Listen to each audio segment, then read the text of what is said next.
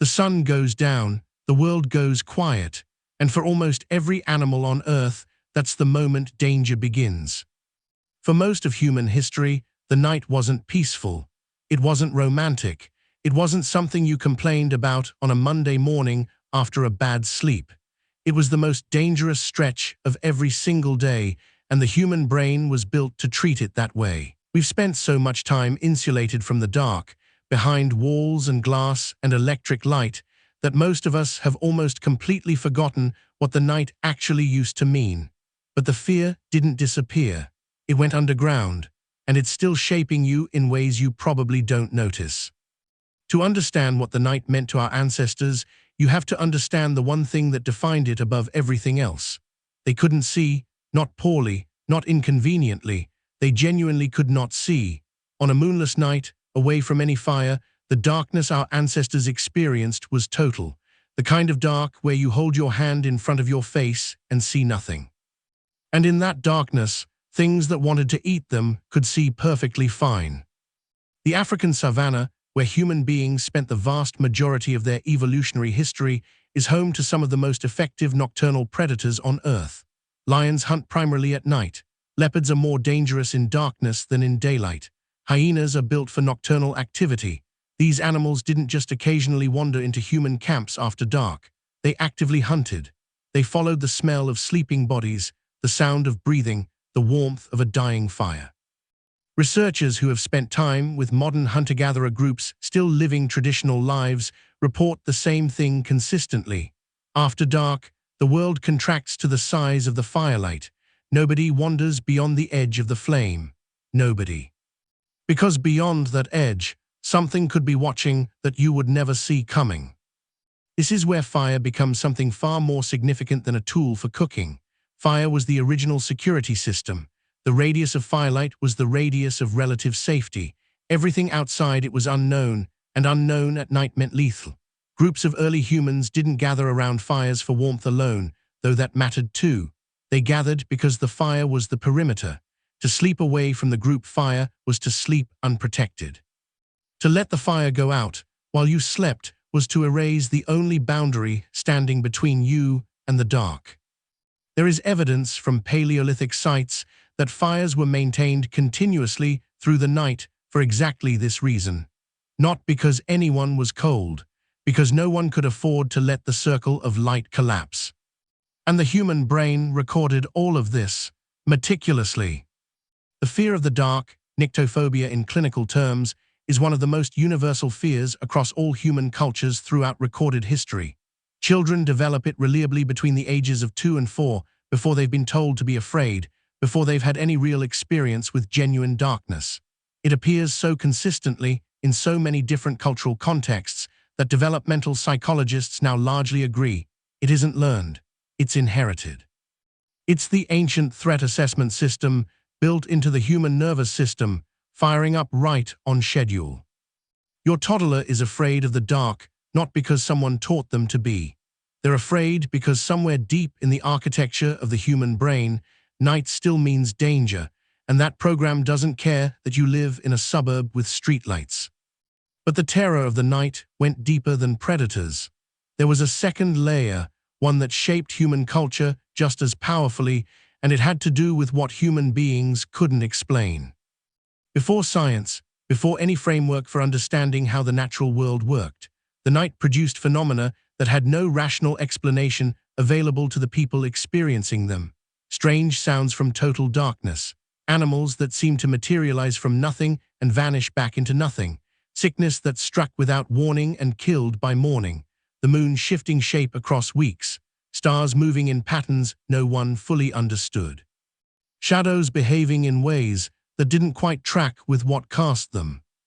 In a world without explanations, the darkness became the home of everything that couldn't be accounted for, and for minds that were designed to find patterns, to assume agency behind unknown events, to treat an unexplained rustle in the bushes as a predator rather than wind, the night filled up with something worse than lions.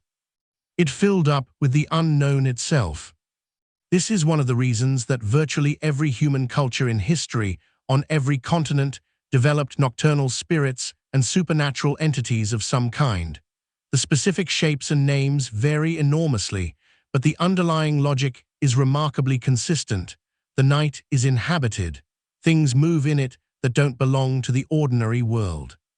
Sleep, which required you to become unconscious and defenseless in the dark, was a moment of profound vulnerability, and the dreams that came with it were poorly understood experiences that felt entirely real and sometimes terrifying. Night, in the cosmology of almost every traditional human culture, was where the boundary between the living world and whatever lay beyond it grew thinnest. That's not superstition for its own sake. That's a pattern-seeking brain doing exactly what it was built to do, filling in the unknown with the most plausible available explanation. And in a world where genuinely dangerous things really did stalk the darkness, assuming the worst was almost always the correct strategy. The evolutionary logic here is brutal and simple. The ancestor who heard a sound at night and assumed it was nothing went back to sleep. The ancestor who heard a sound at night and snapped awake, alert, heart pounding, ready to move or scream or throw something at the fire, survived more often. Natural selection didn't care about comfort or sleep quality. It cared about surviving until morning. So it built a nervous system that treats darkness as a threat by default, and that system is still running in you right now, whether you've consciously noticed it or not. Think about the last time you woke up at 2 or 3 in the morning in a dark room. Notice the particular quality of that wakefulness, the way it feels nothing like waking up at 9 on a slow morning, the low, specific alertness, the way your hearing seems to sharpen, the way small sounds seem louder and more significant than they would in daylight. That's not insomnia. That's an ancient surveillance system coming online, scanning the darkness for threats, doing exactly what it was designed to do. You're not broken when that happens, you're ancient. And there's one more piece of this that rarely gets talked about, which is what the night did to the inside of early human communities once the fire was lit and the perimeter was set. Once you survived the transition from daylight to darkness, once the fire was strong and the group was gathered and the immediate danger was managed, the night became something else entirely. It became the only time that wasn't claimed by survival. Daytime for hunter-gatherers was labor. Foraging, hunting, moving, processing food, managing tools, watching for danger. The day was functional. The night, huddled around the fire with nowhere to go and nothing to do until morning, was different. Anthropologists who study modern groups living traditional lifestyles have noted something striking. The content of conversations changes dramatically after dark.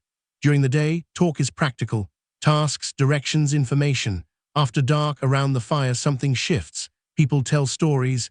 They talk about other people who aren't present, what they did, what they should have done, what it meant. They speculate about things that can't be directly observed. They imagine. The night was where the inner life of early humans was most fully expressed. The fire created a space that was simultaneously dangerous enough to bind everyone close together and safe enough to let the mind do something other than scan for threats. Some researchers have suggested this is where narrative itself came from, not as entertainment, but as a survival technology. Stories encoded information across generations. They preserved knowledge about which plants were poisonous, which animals were dangerous, which behaviors got people killed, which strangers could be trusted.